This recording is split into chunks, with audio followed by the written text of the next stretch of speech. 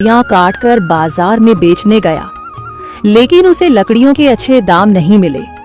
इस पर मरचू ने कहा, अरे भैया, इतने कम पैसे, इन पैसों में तो 2 वक्त का खाना भी नहीं मिलेगा। आप मुझे बहुत ही कम पैसे देते हैं। मैं इतनी मेहनत से लकड़ियां काट कर आता हूँ, लेकिन उनके पैसे मुझे बहुत कम मिलते हैं। भैया, तुम्हारी लकड़ियां होती ही इतनी कमजोर हैं कि मैं इससे ज्यादा पैसे नहीं दे सकता। तुम्हारी लकड़ियों के बस इतने ही पैसे बनते हैं। अरे भैया, कुछ ज्यादा कर दो ना। वो क्या है ना कि इन पैसों का तो कुछ भी नहीं आता। मैं अपनी जिंदगी कैसे गुजारूंगा। भैया, तुम जाकर अच्छी लकड़ियां लाओ, तभी इन लकड़ियों का अच्छा दाम मिल पाएगा, वरना इन लकड़ियों का तो यही दाम है।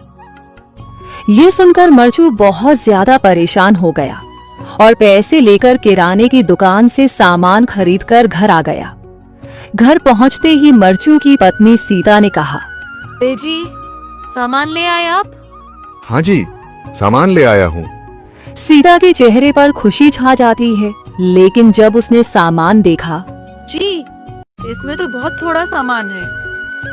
हाँ सीता, मुझे पता है कि यह सामान बहुत थोड़ा है, लेकिन मैं क्या करूं?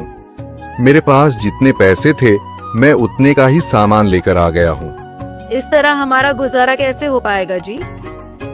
आपको तो पता ही है कि हम कितनी मुश्किलों से गुजारा करते हैं। हाँ हाँ, मुझे पता है, लेकिन मैं कर भी क्या सकता हूँ? मेरे पास इतने पैसे ही नहीं कि हम एक अच्छी जिंदगी गुजार सकें। इतनी मेहनत कर रहा हूँ, लेकिन फिर भी मेहनत का फल नहीं मिल रहा। इतनी मेहनत से अच्छी लकड़ी काट कर आता हूँ, लेकिन मुनासिब दाम नहीं मिलता। मैं तो बहुत परेशान हूँ। क्या करूं? कहाँ जाऊं? अरे जी, आप परेशान न हो, आप कोई और काम देख लें। मैंने कई बार काम तलाशने की कोशिश की, पर किसी ने भी मुझे काम नहीं दिया। ये सुनकर सीता भी काफी ज्यादा परेशान हो गई। मरचू से सीता की परेशानी नहीं देखी गई। उसने अपनी पत्नी सीता से कहा, मैं फिर से जंगल की ओर जा रहा हूँ। अरे जी, अभी मत जाइए ना, वैसे भी शाम हो रही है। आप कल चले जाइएगा, अभी मत जाइए।